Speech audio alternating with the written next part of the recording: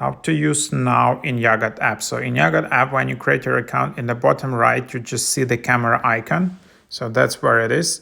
And then you just need to take a photo or upload from camera roll. You can change zoom. It's just, yeah. You can add lightning. You can change the camera direction.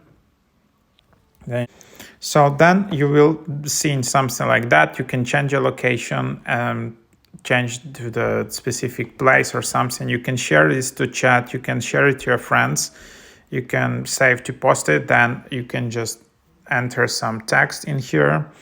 And then you just tap send. And basically, for example, that's how your now is posted. And then if you go to your profile, I think you will be able to see them in your feed, just like this. So then you can see it and in your profile, tap three dots and then change visible to friends only, visible to myself only, delete or download, say something likes, and yeah, so that's pretty cool feature.